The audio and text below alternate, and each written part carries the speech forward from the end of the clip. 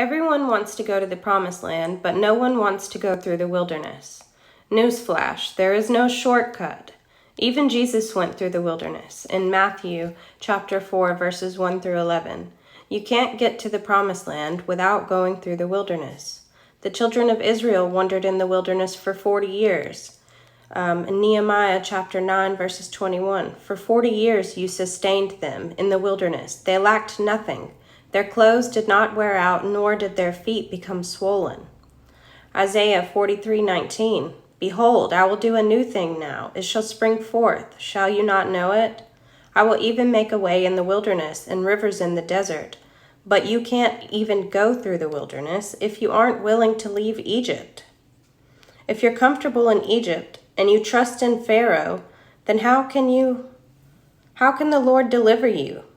You cannot have an exodus if you aren't willing to exit. Isaiah chapter 30, verses 3.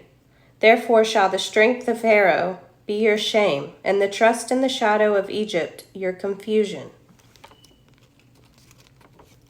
So what is Egypt? Egypt is the world. And who is Pharaoh? Pharaoh is men, or man. What is the wilderness? The wilderness is like a season of isolation, testing, temptation, like Jesus went through. A season of drought. A season where Jesus can get you alone and can teach you, okay? You have to go through certain things before you can get here.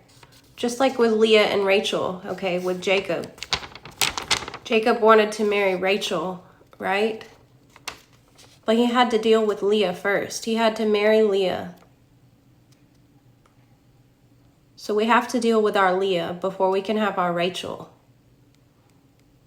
We have to go through the wilderness before we can get to the promised land.